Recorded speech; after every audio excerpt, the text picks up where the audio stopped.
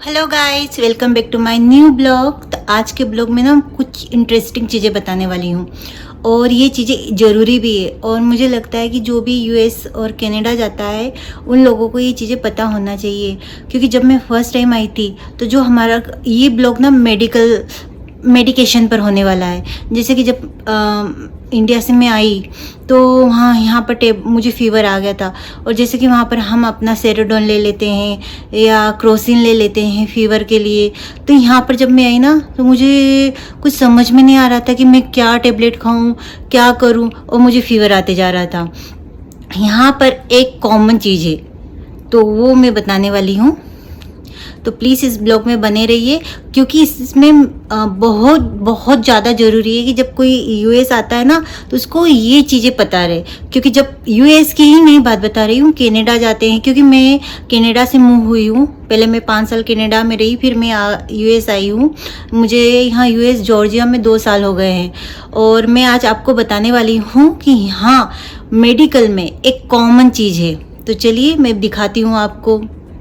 तो दोस्तों, इस ब्लॉग में पूरा हम टेबलेट्स के बारे में बातें करेंगे कि पिछले जो मैं 5-6 साल से यूज़ कर रही हूँ, जिसमें मैं गिरा को जब फीवर आता है या उनको सर्दी होती है तो कौन सी टेबलेट देती हूँ। और वो इतना कॉमन है कि सिर्फ वो मैं ही यूज़ नहीं करती हूँ। मुझे ऐसा लगता है कि 95% यहाँ पर लोग आते हैं ना वही मेडिकेशन यूज़ करते हैं, क्योंकि यहाँ डॉक्टर ना बहुत जल्दी अपॉइंटमेंट नहीं देते हैं आपको। मतलब जैसे कि आज मुझे फीवर आ गया, मैं कल डॉक्टर को फ़ोन लगाऊंगी, कल डॉक्टर फ़ोन उठाएगी, फिर वो मुझे पूछेगी कि कितना इमरजेंसी है, कितना इमरजेंसी नहीं है। और इमरजेंसी नहीं लगा डॉक्टर को तो डॉक्टर बोलेगी ये वाली टेबलेट ले लो और 2-3 दिन वेट करो। तो मैं आपको वो टेबलेट बताती हूँ जो यहाँ पर हर डॉक्टर बोलता है ये वाली टेबलेट ले लो। तो आज आपको कुछ मेडिकल्स दिखाती हूँ, तो चलिए और मेरे इस ब्लॉग में बने रहिएगा प्लीज़। तो दोस्तों ये देखिए, ये सारा वो मेडिकल हिस्ट्री है जो पिछले 5 साल से मैं यूज़ कर रही हूँ। तो सबसे पहले हम बात करेंगे टेनेनॉल की। ये वाला जब फीवर हो या किसी की सर्जरी हो या कुछ भी हो, मतलब फीवर आ रहा है, पेन हो रहा है, दर्द हो रहा है, एक्सीडेंट से लगाकर कुछ भी, तो डॉक्टर सबसे पहले बोलेंगे टेनेनॉल ले लो। उसी के साथ सजेस्ट करेंगे यदि पेन ज़्यादा हो रहा है, पेन कम नहीं हो रहा है, तो टेनेनॉल प्लस एडविल, ये 2 चीज़ें ले लो। ये हो गया है बड़े मतलब एडल्ट के लिए, हम लोगों के लिए, क्योंकि इसका जो है ना ये 500 mg है इसका, देखिए ये। और इसमें 3 to 5 325 टेबलेट्स है ना। और ये है एडविल। तो यहाँ डॉक्टर, और जब मैं कनाडा में भी थी ना तो वहाँ पर भी बस एडविल ले लो और टेनेनॉल ले लो। और ये जब दोनों वर्क नहीं करे तो 3-4 दिन बाद डॉक्टर अपने वहाँ बुलाते हैं, ये देखते हैं पहले कि इमरजेंसी है या नहीं। तो ये बात हो गई, ये तो हमारी हो गई। Now turn kids. तो किड्स के लिए क्या है यहाँ पर? तो यहाँ पर किड्स के लिए वही है टेनेनॉल और एडविल। एडविल ना ये टेबलेट्स में है मेरे पास, इसमें सिरप भी आता है जो बच्चों को स्पेशली देते हैं, पर अभी मेरे पास ना कैप्सूल में है। तो ये एडविल और ये टेनेनॉल, उस पर लिखा है ना पेन, फीवर और एज लिखी रहती है 10 to 11। तो ये बच्चों की बात हो गई, जब उनको फीवर आ रहा हो तब, या बॉडी में पेन हो रहा हो, या बच्चा गिर गया हो, या बच्चों को वैक्सीनेशन लगा हो, उस दिन फीवर आ जाता है, तो उस दिन स्पेशली बच्चों को टेनेनॉल और एडविल देते हैं। नाउ बेनेड्रॉल। यहाँ पर ना वेदर चेंज होता रहता है, कभी गर्मी कभी सर्दी। और पता है, मैं जॉर्जिया में जब से आई हूँ पोलन एलर्जी बहुत ज़्यादा बच्चों को होती है, तो यहाँ पर डॉक्टर ना बेनेड्रॉल देते हैं यदि एलर्जी है किसी चीज़ से है। इस पर लिखा भी है, ये देखिए।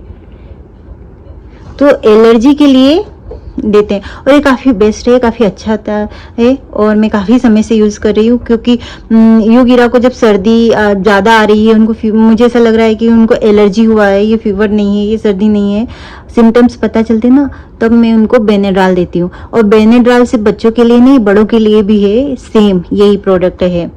पर किसी किसी पर लिखा हुआ है एज का, पर इन पर नहीं है, तो जब मुझे किसी चीज़ से एलर्जी होती है, मुझे कंटिन्यूस छींक आती है, या मुझे ऐसा लग रहा है कि यार ये सिम्टम्स तो ना फीवर के दिख रहे हैं ना सर्दी के, तो मैं बेनेडॉल लेती हूँ। नाउ कोल्ड, जब बच्चों को यहाँ कोल्ड होता है ना, तो स्पेशली ये वाला जो विक्स है, चिल्ड्रन विक्स वेपो क्रीम, इससे क्या होता है ना, बॉडी पर रेसेस नहीं होते, तो ये वाला काफ़ी अच्छा है। ये तो अपना इंडिया वाला है, मैं इंडिया से लेकर आई थी, पर यहाँ पर भी मिलता है, तो मैं दोनों यूज़ करती हूँ, पर एक साथ नहीं लगाती, अलग अलग लगाती हूँ। बैक साइड में ज़्यादातर विक्स लगाती हूँ। और ये वाला सिरप है, देखिए कोल्ड एंड फ्लू वाला, ये काफ़ी अच्छा है, तो मैं बच्चों को यही देती हूँ जब ज़्यादा उनको सर्दी होती है। तो इस पर क्या उनका हेडेक हो, फीवर हो रहा है, या सोर थ्रोट हुआ है, पेन हो रहा है, रनी नोज है, कफ है, तो मैं ये वाला विक्स का ही देती हूँ।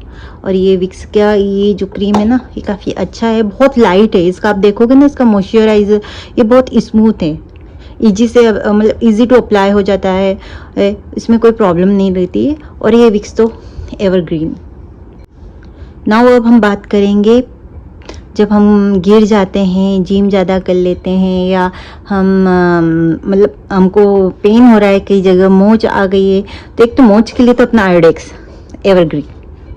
बट ये जैसे ये वाला है ना, हॉट स्प्रे, ये भी बहुत अच्छा होता है जब मुझे चोट लग जाती है, या जैसे कमर में मोच आ गई है। गुप्ता जी भी ज़्यादा जब जिम करते हैं ना, और उनको कुछ प्रॉब्लम हो जाती है, तो सबसे पहले वो यही अप्लाई करते हैं। ये दो हम लोग काफ़ी समय से यूज़ कर रहे हैं और काफ़ी अच्छे हैं। और मेरा आयोडेक्स से तो एवरग्रीन है। विटामिन B12 और विटामिन D, मतलब एक किंग है तो दूसरा क्वीन है। इन दोनों के बिना ना ज़िंदगी अधूरी सी लगती है, क्योंकि B12 एज के हिसाब से, विटामिन D3 बच्चों में भी आजकल बहुत कम होता है, तो ये ना दोनों ओवर द काउंटर मिलती है। तो एवरीडे एक टेबलेट B12 और विटामिन D3 बहुत ज़रूरी है, क्योंकि यहाँ पर सिर्फ बड़े ही नहीं, बच्चों में भी विटामिन D3 की कमी हो रही है। तो आजकल तो ऐसा ही सब खाना भी हो गया है ना, कुछ ऑर्गेनिक तो बचा ही नहीं है। तो ये टेबलेट यहाँ पर जिंदाबाद है और ये जो है ना प्योर वेज है, मतलब इसमें लिखा है वेगन फ्रेंडली। तो ये दोनों मुझे काफ़ी अच्छी लगती है, इसके रिजल्ट भी काफ़ी अच्छे होते हैं। B12 टेबलेट लेने के बाद ना आपको थोड़ा सा ऐसा लगेगा कि थोड़ी आपकी पावर बढ़ गई है, अच्छा फील होता है। और विटामिन D3 तो कंटिन्यू आपकी हड्डियों की ग्रो के लिए चाहिए ही चाहिए। तो गाइस, मैंने आपको सारे प्रोडक्ट बता दिए हैं यहाँ पर कि जब हमें मोच आती है तो हम क्या करते हैं, फीवर आता है तो हम सिर्फ टेंडेनॉल पर ज़िंदा रहते हैं, साथ में एडविल भी हमें ज़िंदा रखती है, मरने नहीं देती है। और विक्स तो अपना जिंदाबाद है। तो आप भी मुझे कमेंट्स में बताइए कि आप ये चीज़ें यूज़ करते हैं या नहीं, थोड़ा विटामिन D3 खाते हैं और विटामिन B12 यूज़ करते हैं या नहीं, तो आप मुझे कमेंट्स में बताइए। मिलते हैं नेक्स्ट ब्लॉग में, बाय बाय।